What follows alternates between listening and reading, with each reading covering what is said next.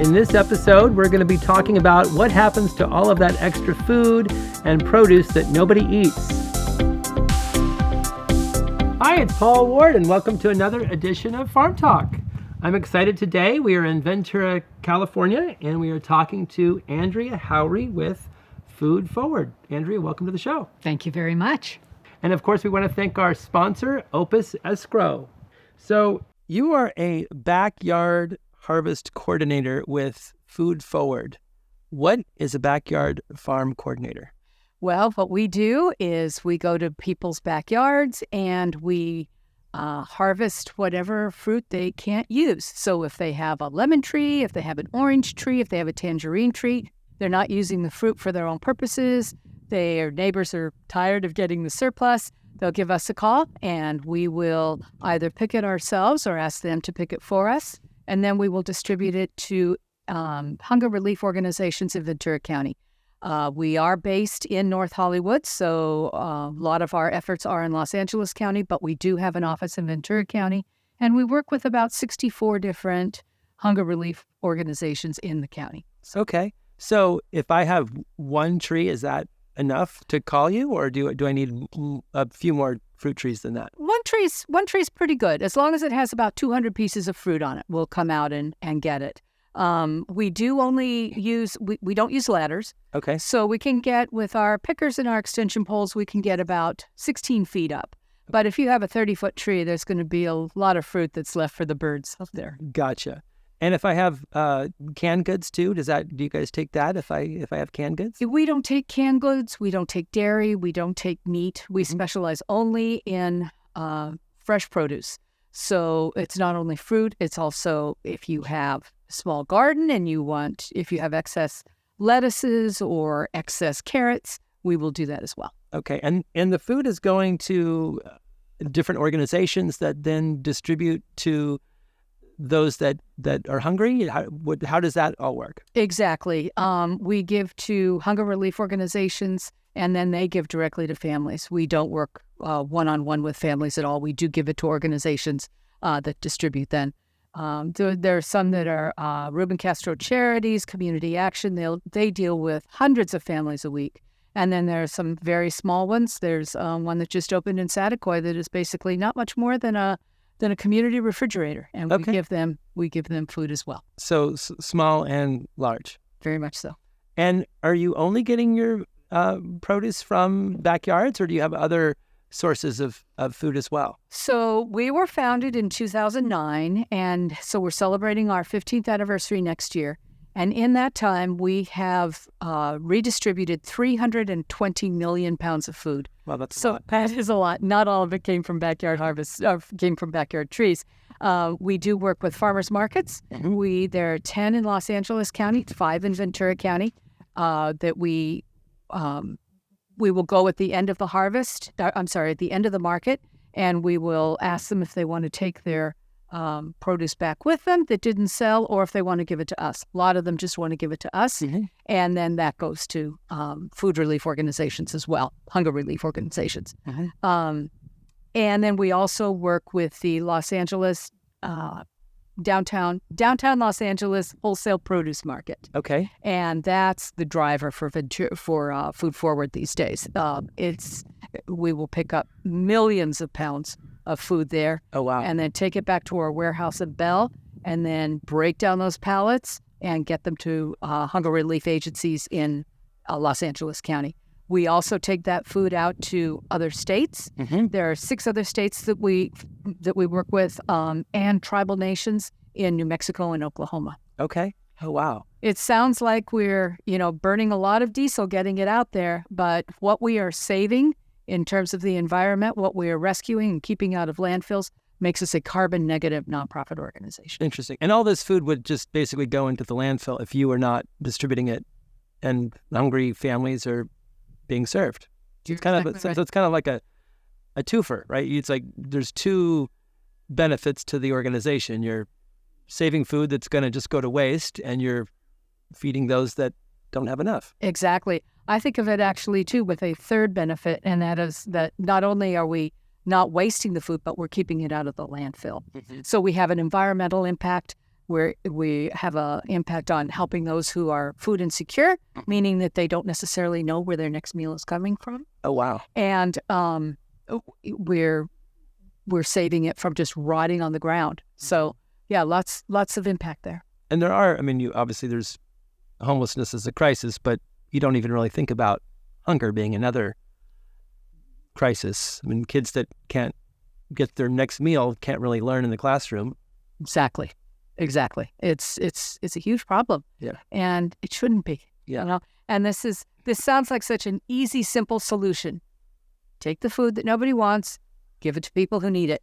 But it sounds so simple, but really that is a very complex system that's needed to make it equitable and just.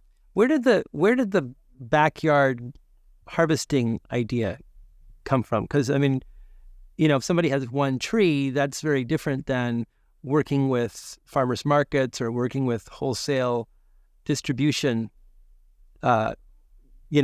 outfits. But, you know, it's also kind of doing the very small as well as the very large. What's the whole premise of coming out to pick one tree? It started with just that. It's a very it's a fun story to tell. Our founder, Rick Namias, was living in San Fernando Valley, and he was frustrated by his neighbor's tangerine tree. He was dropping tangerines all over his yard. You know, it was just a mess. So he went to his neighbor and he said, if I pick those tangerines and take them to a local food bank, would that be okay with you? And Food Forward was born. He picked 800 pounds of tangerines off that one tree, and it just sparked an idea. And it has now grown to, like I said, 320 million pounds of food that has been rescued and redistributed. Wow. And I would imagine it's a combination, nonprofit organization, kind of a combination of employees as well as volunteers. Oh yes, we're definitely volunteer based. I am one of 4 backyard harvest coordinators. Okay. So. And are you a volunteer? No, I'm on staff. Okay. And so all 4 of us are on staff, and we recruit volunteers, and we will have picks from anywhere from one person going out on their own, somebody who has been trained. We offer a 1.5-hour training for how to be a pick leader, and everything from them going out and picking one tree to a group of as many as 50 people. Oh, really? Picking a large orchard. Oh, wow. And then that tree or that orchard gets on the list, I would assume, for the following year? Yes. We do keep track, and we try to, contact people the next year and say, hey, you ready for us to come out again? We have a lot of repeat folks. And then we also just have a lot of new people who'll call us, and they'll hear about us somehow, a lot on the web, find out about us through podcasts like this. And then we'll make arrangements to go out and harvest, and then usually we're both hooked. And is it just orchards and trees, or are you doing like strawberries and bell peppers and fruits on the ground as well? Yes, a lot of those. We do have some relationships with local farmers who will do what we call a DIY. They'll pick their own crops, and then they'll put them in our Food Forward boxes, and then we will go pick them up and take them to agencies. Gotcha. Yeah. And then what about some fruits like avocados? Typically, when they're picked, they've got a longer, quote unquote, shelf life. Banana can last a little while, but maybe you get something like strawberries that, they're going to start rotting in just a day or two. What do you do in that situation? I think a perfect example is what's happening right now. We're getting calls about peaches and nectarines, and they are ripening, and stone fruit does not have a long shelf life. So we have to pick that fruit and get it out right away to an agency that has a distribution scheduled within that week, within just a few days if possible, maybe even that day or the next. Right. We had a situation just last week where we had a donation of 850 pounds of avocados, and we went out and looked at them, and boy, they were ready to go that day. So we found an agency, and we helped them bag up those avocados and got them out that day to families. Okay. So there was a lot of guacamole. And then, some crops people can use, like bananas and avocados and peaches, but others, like a lemon, that's not very exciting. What do you do when, like, a farmer says, I don't want these 50 lemon trees? Or what do people do with lemons? It's not like you're going to peel it and eat it. Right. We do give those to the agencies. It's up to the agencies to tell folks, you can give them some ideas. Sometimes we will give them recipes along with the lemons that they can pass on to folks. But lemons are used very popular for marinades. Also lemonade. They're great with kids organizations, boys and girls clubs. They will make lemonade, and everybody's pretty happy at the end of that day. Very cool. So how do you get your volunteers? A lot of people find us through our website, foodforward.org. We do have a calendar there that shows pics where we're looking for volunteers. They will sign up. They'll join us. Some people enjoy it so much then that they will go on and take the 1.5-hour training and become a pick leader. Same with farmers markets. People will see us at farmers markets and they'll want to take the training, become a Glean team leader. We welcome volunteers. They are the backbone of what we do. We are a volunteer-led organization, and it was interesting during the pandemic. We didn't have large picks because of it was just it just wasn't feasible. Right. So instead, some families would adopt different properties, and they would go out weekend after weekend after weekend and pick maybe 10 acres of lemons or tangerines or whatever. And because of that, the amount of food that we were able to rescue through our backyard harvest arm surpassed what we had done in years past. Oh. So it was actually growing. Efficient. Exactly. Interesting. It was much more efficient. And it was during the pandemic that everything picked up with the produce market too, downtown Los Angeles. The numbers just skyrocketed. We'd be having people, just shipments that would be canceled because, all the restaurants were closed in Las Vegas. Well, what are you going to do with all those melons that were going to go to those buffets? So we were able to redistribute those, and a lot of people got a lot of good food during the pandemic. We're very proud of that. So how much food do you think you're keeping out of the landfills? Well, the estimate is that 38% of what is in landfills is food that has been wasted. And so, who knows how much of that we're keeping out. But like I said, we're rescuing so much of that fruit that we are actually carbon negative. So that's such a staggering number if you think about all the energy and labor that went into actually growing that food from a seed, right? And then you fertilize it and water it and, keep the weeds down and till the soil and pay somebody to pick it and then put it in a plastic or cardboard box and send it out, and then it just goes into the landfill. It's just a crazy thought. It's just ridiculous, isn't it? Think of all of that waste. Yeah. And, frankly, folks, when you're at your refrigerator and you see something that's going to waste in the back of it, think about that too, because the end result is the same. It's just not getting eaten. Yeah. And that's what we're trying to prevent is the food waste, and then help people who are food insecure. How do you distribute so much food, and how do you determine exactly where it goes? I mean, there's got to be certain areas that have a greater need than other areas, I would assume, right?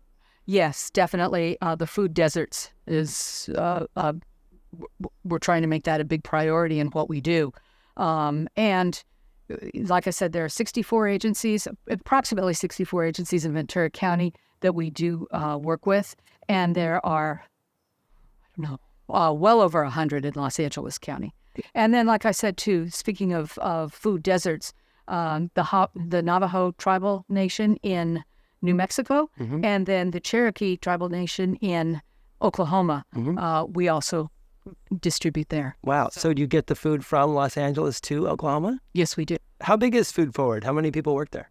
When I started 4 years ago, we had it was about 30 people, and now we're closing in on 50. Okay. So we are a growing, thriving organization, and it's just a joy to be a part of it. But the volunteer count is in the hundreds or thousands. Oh, definitely, yes. In fact, last year alone, I believe we had well over 1,000 volunteer-led events. Wow, 1,000 events. 1,000. So that's like 3 events a day. Oh, yes. When you figure, we're at farmers markets almost daily. Okay. And in fact, more than one most days. And then we'll have backyard harvests like this. And then we'll have the large picks where we'll have 20, 30, 40 volunteers. Okay. So, yeah, we're getting a lot of people to help with this cause. So the farmers market coordinator would be different than the backyard harvest coordinator. Yes, definitely. Yeah, They would make their rounds at certain farmers markets, and then the farmers would know who to give the excess to, and they'd take it off to your distribution center. And that's exactly right. Yes, a lot of times the hunger relief organizations will come to the farmers market, and we'll give it directly to them there. Okay. And so a church would be considered a hunger relief organization? Is that kind of the church food pantry. A church food pantry. Yes. Okay. And all kinds of different food pantries. Many. And is Food Forward distributing directly to families too, or kind of you're acting as the middleman? We're the middleman. Exactly. Yes. Gotcha. So with LA County and Ventura County kind of being the heart of the organization, and now you're expanding to the tribal areas, are there plans for Food Forward to branch out into other areas? I mean, the food desert and the food shortage issue is nationwide. Definitely, and that is something that we're looking at to make sure that we are just and we are equitable in where we are giving the food. And that's one thing we're really going to be concentrating on over the next 3 years is where is the food going? Is it being used in the most efficient manner? And are we helping those who are most in need? And then perhaps expanding to other counties and other states as well, that kind of thinking? Possibly. I think what we really want to do is make sure that what we're doing now is the best that we can do. So I think that's making sure that we are efficient and we're doing the right thing, which we know we are, but you can always improve. Yes. And if somebody has a tangerine tree or a lemon tree or an orange tree, how would they get in touch with you or the organization to see if they want to donate some food? Check out foodforward.org, and there's a section there on donating fruit, and there's a section on volunteering. So we could use everybody's help in registering their trees and letting us know that they have produce that is in excess, and we want people to share the abundance, and that we can get that fruit and we can get it to people who are food insecure. And same with volunteering. If you're interested in joining us on a pick, and they are fun. Just sign up and come out to an event, and we're pretty sure you'll be hooked, just like I was. 8 years ago when I started volunteering. Wow. And I would think that you're making, these people are volunteers. They're not employees. So you make these into events, right? If you're going to go pick, 50 lemon trees and get all scratched up and whatnot, it's kind of turning into kind of a fun environment. We try to make it fun as we can. And I think looking at our track record and the number of volunteers who come back, I think we do a pretty good job with that. That's awesome. How did you get involved in this? My son needed community service hours, so he and I signed up on the Food Forward site, and we went out, and I just fell in love. I was on the inside of an orange tree in somebody's backyard. I was kind of in there. They had groomed the inside of it. It was pruned it. It was quite nice. And I went in. It smelled so good. It smelled like oranges. And I looked up, and there was a little bird's nest. And I peeked inside, and there were 2 birds' eggs. And I was hooked. I said, I'm never going to have a better Saturday morning than this. That's awesome. And my son stuck with it for a little while, too. But that was 8 years ago, and I'm still going strong. So. Wow. So you volunteered, and then now you're the official backyard harvest coordinator. Exactly. I've been working with Food Forward for about 4 years now. And before that, I was the volunteer. So I've been on staff for 4 years. And it's just a very rewarding, great job. And do you still get to stick your head up in an orange tree, or are you too busy organizing the other volunteers? No, we organize them, but I try every single time to try to stick my head in a tree for sure. That's awesome. Being the backyard coordinator is very different than somebody who's working at the farmer's market, which is different than somebody who's working with the wholesalers that have, I would think, hundreds of thousands or millions of pounds of excess food. Millions of pounds is right. And last year alone, the wholesale team redistributed 227 different varieties of produce. I didn't even know there were 227 varieties of produce out there. Right. And it's just amazing to think of that. Everything from an orange to a strawberry to dragon fruit to passion fruit to a cherimoya. It's just all over the board what they're able to get. And if you ever have the chance to visit the downtown produce market, it is open to the public. And it is a fascinating place. It's just, there's movement everywhere. There's pallet jacks. People are just buying and selling, and it's absolutely fascinating to see. At the wholesale level. At the wholesale level, yes. And so restaurants will come, and they will buy And then what doesn't sell, again, you're welcome to donate it to Food Forward, and we will redistribute. Because it's just going to go in the landfill. Otherwise, it will. Exactly. Because it's not going to save. It's going to go to waste. It's not going to go anywhere else. Exactly. Makes a lot of sense. So, Andrea Howry, I want to thank you for being our guest on this edition of Farm Talk. We've loved having you and learning all about Food Forward and what it is to be a backyard harvest coordinator. Thank you very much. I appreciate this very much. Absolutely. And of course, we want to thank our sponsor, Opus Escrow. Be sure to tune in next time for another edition of Farm Talk.